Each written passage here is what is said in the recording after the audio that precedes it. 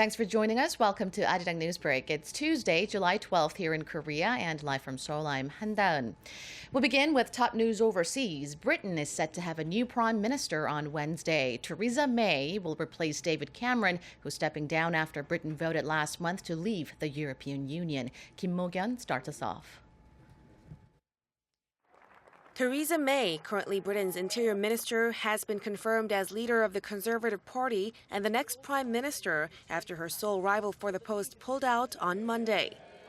Mrs. May and Junior Energy Minister Andrea Leadsom had been the two remaining candidates competing for the UK's top political position. May will become Britain's second female Prime Minister after Margaret Thatcher, who led the UK throughout the 1980s. After receiving official confirmation she had won the leadership contest, May said she was honored and humbled. She vowed to bring the strong leadership needed to negotiate the best terms for Britain's exit from the EU, forge a new role for the country in the world, and unite the nation. A vision of a country that works not for the privileged few, but that works for every one of us, because we're going to give people more control over their lives. And that's how, together, we will build a better Britain. As she gave her speech, May praised outgoing Prime Minister David Cameron for his leadership and contribution to Britain. Cameron, who has been in the post for the past 6 years, welcomed the news and pledged to fully support May. I'm also delighted that Theresa May will be the next Prime Minister. She is strong, she is competent, she's more than able to provide the leadership that our country is going to need in the years ahead, and she will have my full support. Cameron said that given the new changes, there's no need for a prolonged period of transition. He added that he will chair his last cabinet meeting on Tuesday and offer his resignation on Wednesday. Kim Mo-kyun, Arirang News.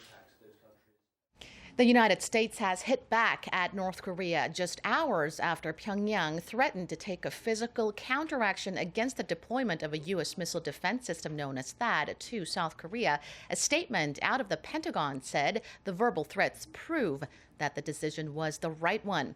Pentagon spokesman Commander Gary Ross said such threats only confirm the prudence of Seoul and Washington's decision. He added that the U.S. will continue to ensure its defense posture remains capable of deterring conflict and defending the U.S. and its armed forces. Times are tough for North Korean restaurants operating in other countries, particularly those in China. The once lucrative cash cows for the regime have fallen foul of crippling international sanctions on Pyongyang for its nuclear and missile programs. Desperate to stay afloat, many have reportedly started to flout the law.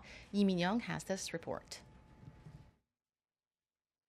Around 30 overseas North Korean restaurants have gone out of business in the aftermath of international sanctions imposed by the United Nations.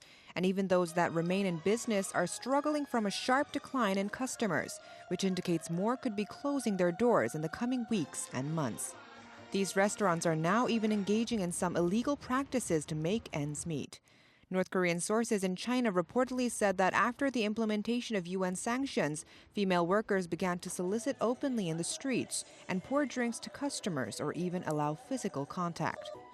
Also, it turns out that North Korean authorities are forcing minors who enter China on a performance visa to serve customers. The estimated number of North Koreans working in these restaurants with a performance visa is nearly 400, and about 50 are believed to be minors. The sources say North Korean authorities are illegally sending people to China with a temporary performance visa, as getting a work visa there has become more complicated. Lee Min-young, Arirang News. Racial tension is bubbling in the United States following the string of high-profile shootings there. Major U.S. cities have been seeing mass protests as President Barack Obama is set to travel to Dallas to pay his respects to the 5 police officers shot dead in the city last week. Hwang Ho-jun has more. The tension has never been higher. To some, protesters from the Black Lives Matter movement, the cause is about policing, not the police. Just because we're Black Lives Matter does not mean we're anti-police, and just because we're against anti-police brutality. President Obama, who cut short his trip to Europe, is planning to visit Dallas on Tuesday, where 5 police officers were killed last Thursday by a lone gunman during a peaceful demonstration. But violent incidents between police and civilians have been reported across the country. In Detroit, 4 men have been detained over Facebook posts in which they urged people to kill white officers in the wake of the Dallas ambush. One of them wrote, quote, "All lives can't matter until Black Lives Matter. Kill all white cops," and even praised Micah Johnson, the Dallas shooter. On Saturday, Houston police shot and killed a man for not complying to an order to lower his weapon, which he was pointing at the police. However, according to the Boston Globe, some people say surveillance video from a nearby gas station shows the man had his hands up before being shot, prompting calls for a deeper investigation. Hwang Ho-jun, Arirang News. That does it for now. Keep it tuned to Arirang for more domestic and global news updates throughout the day. Thank you for watching.